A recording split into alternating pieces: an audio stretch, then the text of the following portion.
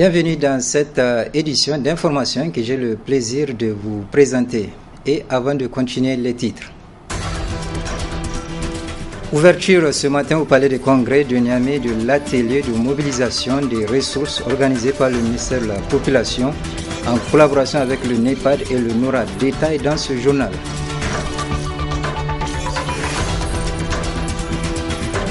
Ensuite, nous évoquerons dans cette édition la physionomie de la ville de Niamey en cette période de saison pluvieuse ainsi que les désagréments comme corollaire.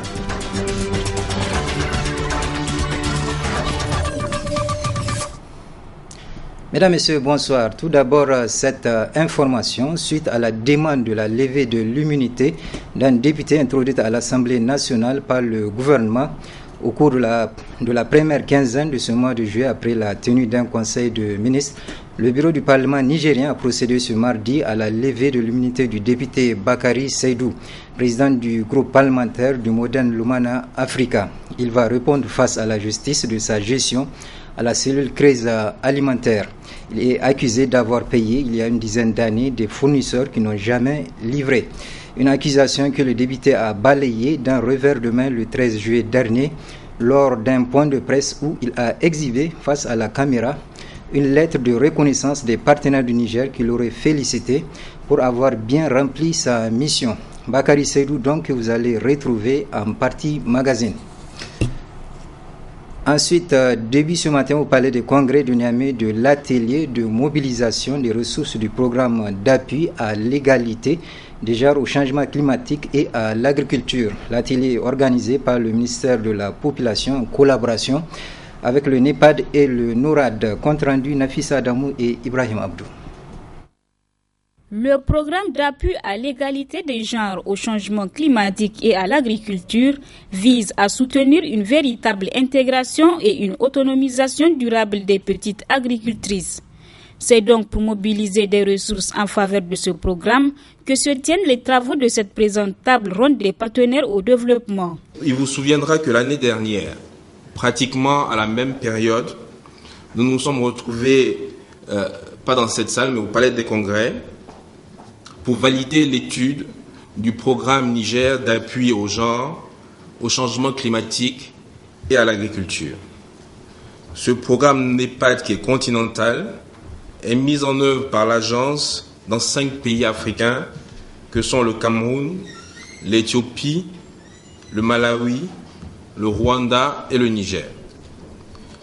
L'année 2015 ayant été décrétée année de la promotion de la femme par l'Union africaine, l'agence du NEPAD a décidé de l'accélération de la mise en œuvre de ce programme participatif et inclusif qui s'articule autour de 4 composantes étroitement liées.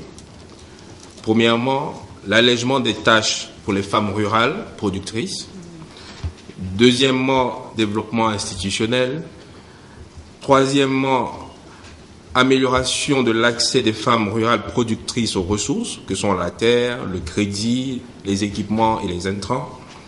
Et enfin, le renforcement de la participation des productrices à la gestion des ressources naturelles.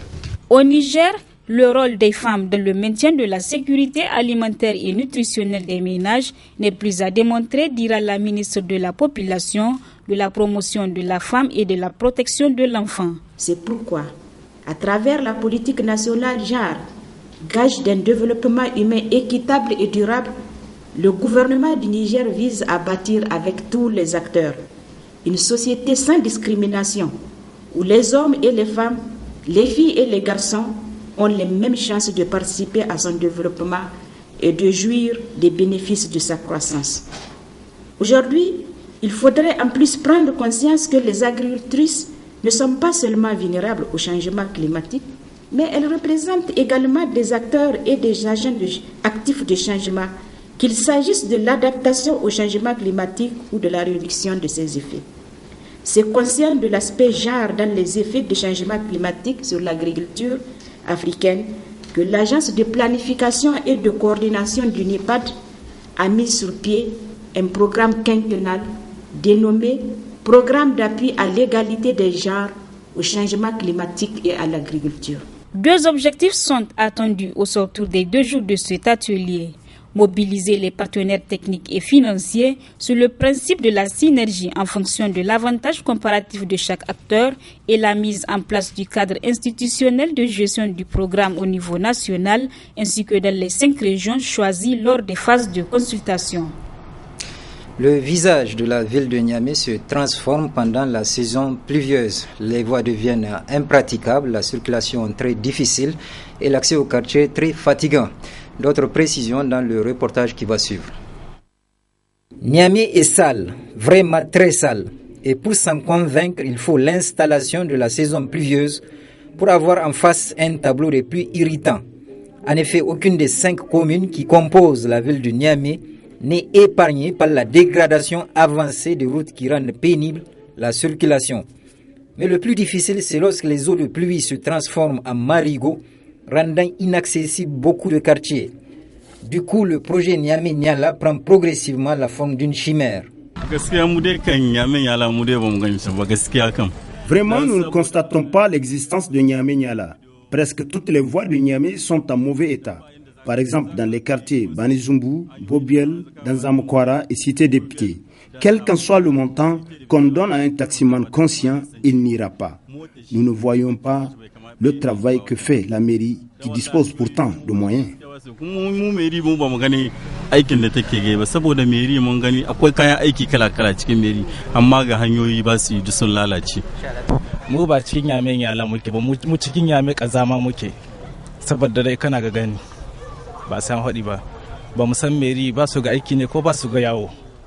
Nous ne sommes pas dans Niamey-Niala, nous sommes dans Niamey l'insalubre. Vous le constatez de vous-même. On se demande ce que fait la mairie. Les autorités doivent s'intéresser à cette situation. Actuellement, l'eau a envahi nos ateliers et il nous faut attendre qu'elle se retire pour pouvoir travailler. Nous payons les taxes, mais la mairie ne fait pas son travail.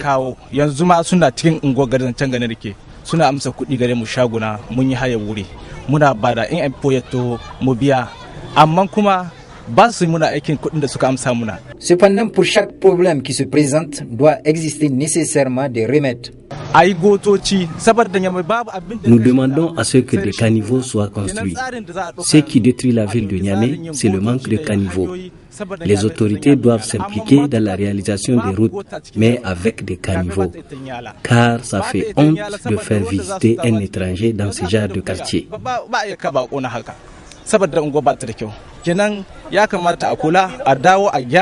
L'aspect actuel de la ville de Niamey démontre clairement qu'un énorme travail doit être effectué afin de lui donner une apparence moderne qui permettra aux citoyens d'aller et venir dans l'épanouissement le plus total.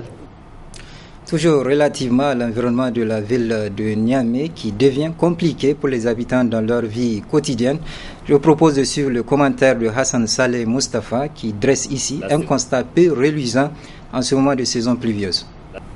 La saison des pluies est synonyme du problème d'impraticabilité de voies. En cette période, difficile pour les usagers d'emprunter certains axes de la capitale. Circuler dans certains quartiers est un véritable parcours de combattants, notamment sur certaines voies bitumées qui n'existent que du nom et les ruelles des quartiers populaires, et dans les quartiers périphériques, c'est encore pire. Dans certains endroits, il faut négocier le passage. Dans d'autres, il est totalement bloqué. C'est l'exemple de la grande voie allant du rond-point Barré au rond-point Salou Jubo coupé depuis les premières grandes pluies de la capitale. On peut citer d'autres quartiers difficiles d'accès en cette période. Bassora, Bukoki, Talagé, Banufondu, Bobiel, Rekazama, Yentala ou Niamey 2000. Un tour dans ces quartiers, vous ne direz pas le contraire. Le constat est amer. Les eaux stagnent partout. Le problème de stagnation des eaux à Niamey est dû au manque de caniveaux qui facilitent l'évacuation des eaux de ruissellement. Les quelques-uns qu'on peut voir sont mal entretenus. Bouchés ou ensablés, dans certaines zones, ils sont entièrement enfermés. Les responsabilités de cette situation dégueulasse sont partagées entre la population d'une part et les autorités municipales qui ne prévoient pas de caniveaux dans les nouveaux quartiers d'autre part. Comment faire de nouveaux lotissements sans pour autant songer à les viabiliser comme ça devait être? Comment planifier l'extension d'une ville sans penser aux caniveaux?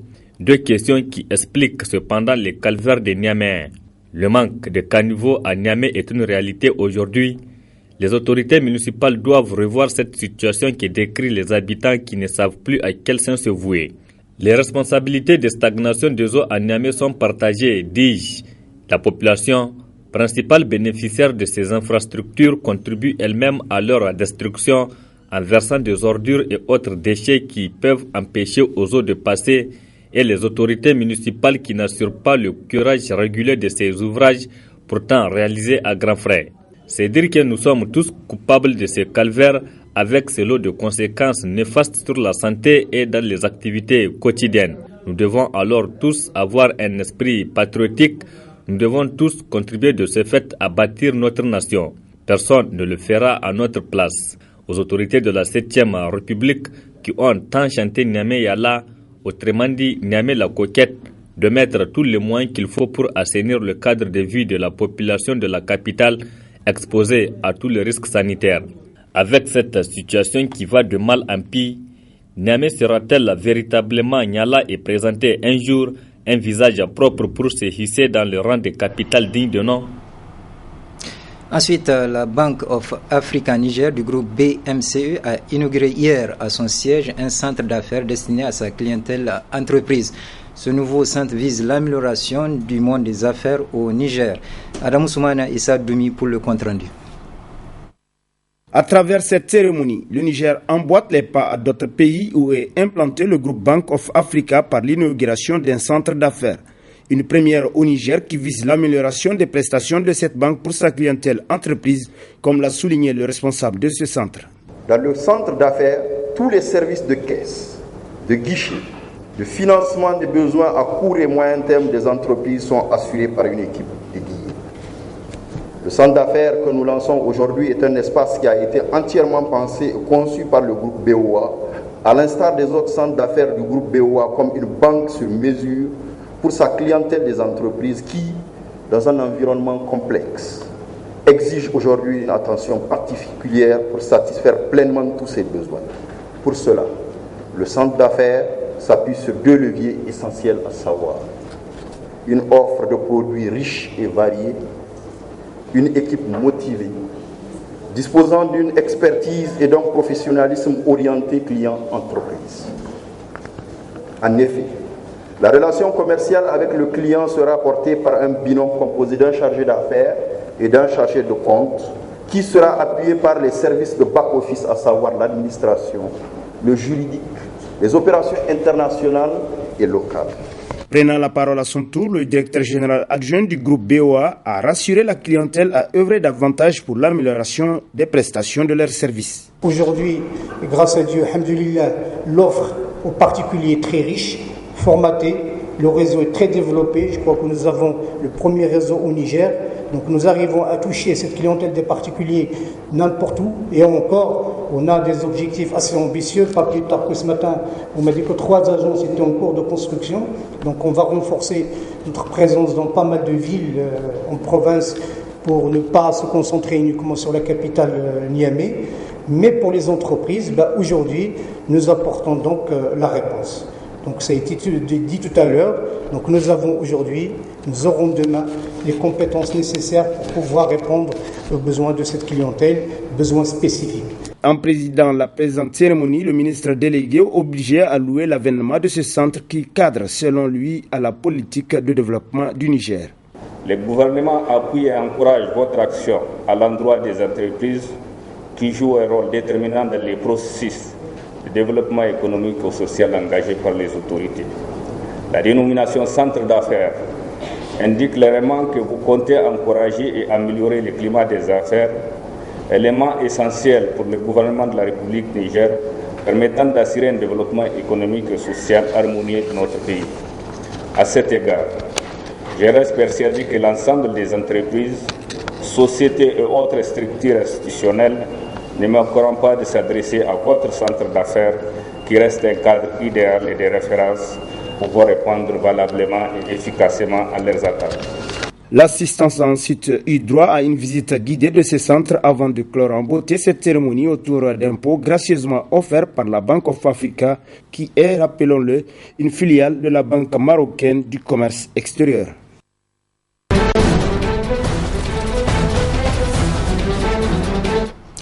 En Libye, le fils de Muammar Kadhafi, Saif al-Islam, a été condamné à la mort par contumace. Il a été condamné par un tribunal de Tripoli pour crime de guerre et pour avoir réprimé des manifestations pacifiques en 2011. Commentaire Florent Rodeau. Une condamnation à mort par contumace. Jugé pour son rôle dans la répression des manifestations en 2011, c'est par vidéo interposée que Saif al-Islam a appris le verdict. Et si le deuxième fils du colonel Kadhafi n'était pas dans la salle d'audience, c'est qu'il est détenu à Zentan, dans le nord-ouest du pays. 4 ans désormais qu'il est aux mains de milices opposées aux autorités de Tripoli. Éduqué à Vienne et à Londres, il incarnait le nouveau visage que la Libye souhaitait mettre en avant, moderne et fréquentable. Considéré comme le réformiste du clan Kadhafi, il joue notamment les intermédiaires dans l'accord d'indemnisation des victimes de l'attentat de Lockerbie et la libération des infirmières bulgares. Mais lorsque la révolte éclate en février 2011, Saif al-Islam se montre menaçant face au mouvement de contestation. À la télévision libyenne, il n'hésite pas à appeler l'armée à mater les manifestations. Le 27 juin 2011, la Cour pénale internationale émet un mandat d'arrêt à son encontre pour crime contre l'humanité. La CPI l'accuse d'avoir joué un rôle clé dans la mise en œuvre de la répression. Muammar Kadhafi, en coordination avec son cercle proche, dont Saif al-Islam, a conçu et orchestré un plan pour dissuader et étouffer par tous les moyens les manifestations civiles contre le régime. Également condamné à mort ce mardi par le tribunal de Tripoli, l'ancien chef des services de renseignement libyens Abdallah al-Senoussi et l'ancien premier ministre Baghdadi al-Mahmoudi. Un probable crime de guerre au Yémen, c'est l'accusation de Human Rights Watch contre la coalition amenée par l'Arabie Saoudite qui combat depuis 6 mois les rebelles Houthis. Né Nayem pour le récit. Une vidéo amateur tournée en plein bombardement vendredi dernier à Mocha, au sud-ouest du Yémen. S'en suivent des images de corps ensanglantés. Nous avons choisi de ne pas les diffuser. Elles ont été récupérées par l'organisation non gouvernementale de défense des droits de l'homme, Human Rights Watch. L'une de ses membres s'est rendue sur place, recueillir des témoignages d'habitants. Ici et là, tout est détruit. Ils ont trouvé des corps ? Ils ont extrait des corps, des bouts de corps, des mains, des têtes. Cet homme décrit les conséquences d'un raid aérien de la coalition conduite par l'Arabie Saoudite. Human Rights Watch dit avoir obtenu une liste de 65 civils tués dans l'attaque, dont 10 enfants. Un crime de guerre selon l'organisation. Ça a été un véritable choc. On n'aurait jamais imaginé qu'ils ciblent une zone résidentielle. Une zone résidentielle réservée aux employés de la centrale électrique, loin d'une quelconque position militaire selon l'ONG. La seconde bombe a frappé la maison. Je suis arrivé en courant, j'ai trouvé ma mère et mon frère ici. Ma sœur, elle était là, elle était sous les débris. Je l'entendais pleurer, je l'ai cherchée partout. Elle est maintenant dans le coma avec une fracture du crâne. Voici ma maison. La paix régnait ici. Il y avait de la joie, des sourires d'enfants, enfouis, évanouis. Tout ça à cause de la guerre. Au Yémen, le conflit dure depuis 4 mois et selon les Nations Unies, les civils constituent plus de la moitié des 3700 tués.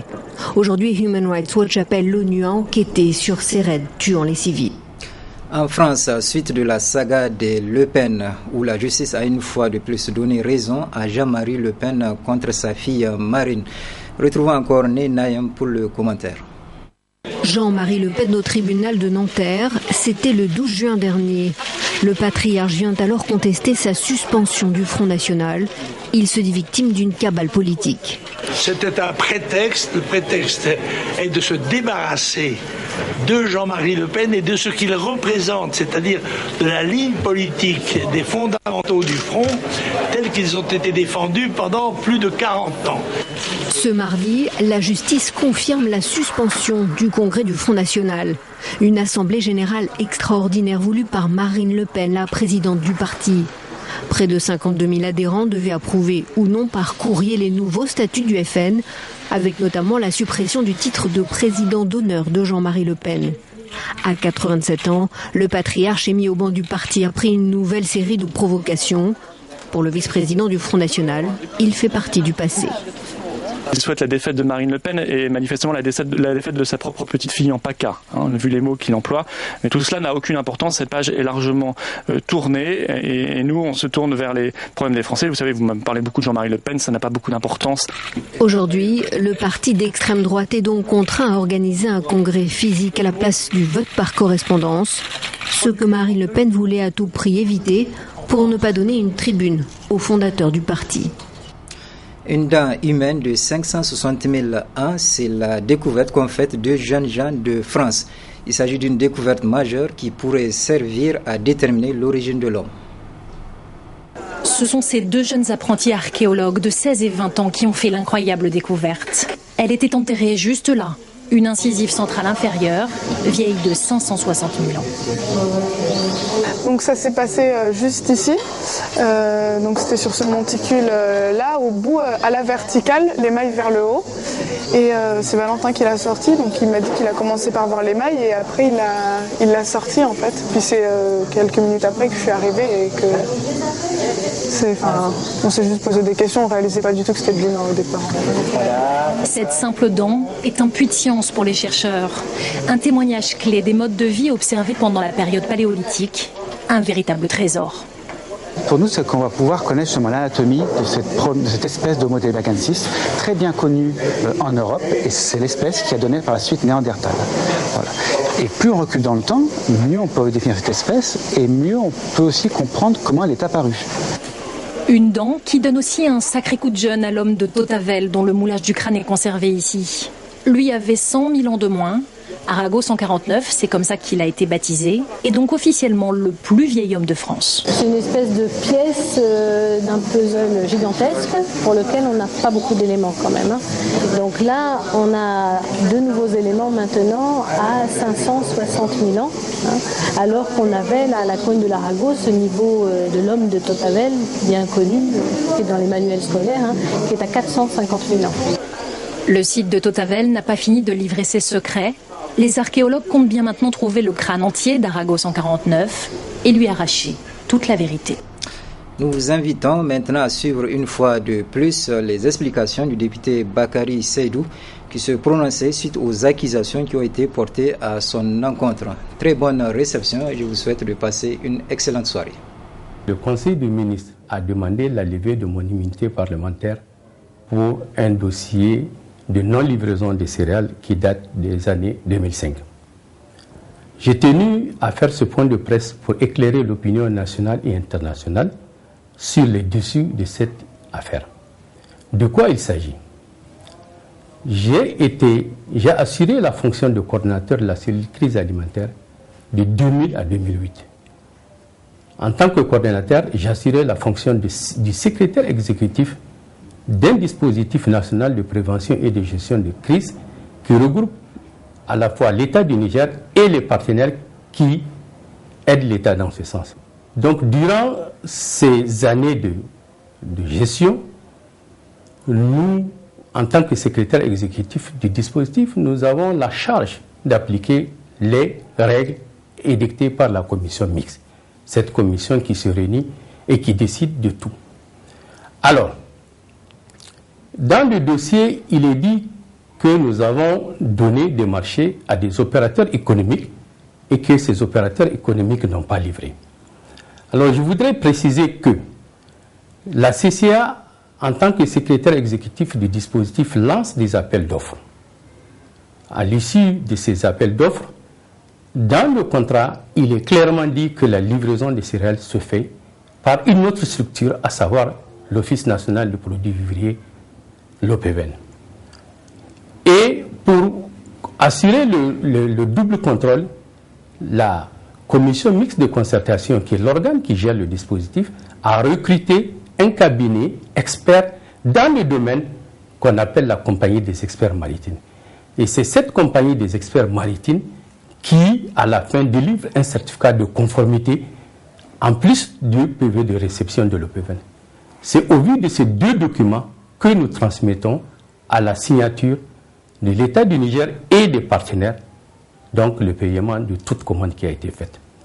Donc, il ne peut pas y avoir de non-livraison, dans la mesure où les documents attestant que la livraison a été faite sont bel et bien disponibles au niveau de la cellule crise alimentaire.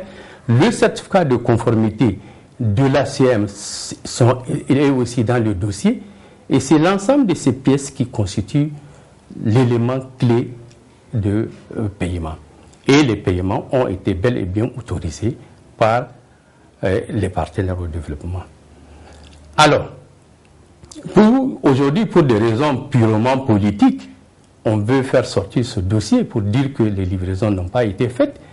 Le dossier, lorsque cela a surgi, juste au moment où le MANA, notre formation politique, a quitté la majorité, ils ont pensé qu'ils pouvaient trouver quelque chose sur ce dossier. C'est en ce temps qu'une machine a été lancée. J'étais en mission lorsque j'ai appris que la gendarmerie était en train d'interroger les autres qui sont impliqués dans le dossier. À mon arrivée au Niger, je m'étais présenté personnellement, sans même demander la levée de l'immunité, à la gendarmerie pour leur fournir tous les éléments. L'investigation réalisée par la gendarmerie, qui est partie fouiller dans les livres de l'OPVN, cette investigation, le résultat de cette investigation qui est disponible au niveau du parquet, a clairement montré qu'il n'y a aucune responsabilité et que les vivres ont été bel et bien livrés. Et je rappelle aussi que l'OPVN ainsi que la compagnie des experts maritimes, lors de leur audition, ils ont confirmé que la réception des vivres a été faite. Et nous avons donné à la gendarmerie les localités dans lesquelles ces vivres ont été distribués et qu'il était l'attitude à eux d'aller vérifier. Je me suis même permis de dire à la gendarmerie, malgré mon immunité, que j'étais prêt à répondre à leurs demandes à n'importe quel moment. Donc aujourd'hui, je ne me reproche rien par rapport à ces dossiers, dans la mesure où il s'agit des fonds qui sont gérés par des partenaires qui ont accepté de payer des paiements. Je ne peux pas comprendre que des partenaires aussi importants que ceux-ci vont accepter de payer une livraison qui n'a pas été faite. Je n'ai rien à me reprocher, j'ai ma conscience tranquille. Lorsque j'ai quitté la cellule crise alimentaire en 2008, au regard de la qualité du travail que j'ai réalisé, voilà une correspondance qui a été faite par l'ensemble des 12 partenaires, dans laquelle ils me remercient pour la qualité du travail que j'ai fait. Alors, si j'étais un délinquant, je suis convaincu que ces partenaires ne vont pas me signer cette lettre de recommandation pour la qualité du travail que j'ai fait. Aujourd'hui, 10 ans après, on revient sur un dossier qui est sans fondement pour des raisons politiques, que nous savons. Parce que nous sommes à l'approche des élections, les gens sont dans une logique d'éliminer des candidats. Alors, nous avons confiance en notre justice. Nous avons confiance à Dieu. Nous n'avons peur de rien. Et je suis prêt à pouvoir répondre à n'importe quel moment à une interrogation de la justice pour que la lumière soit faite sur ce dossier, pour que les gens ne puissent pas interpréter d'une autre manière un dossier qui est limpide comme de l'eau.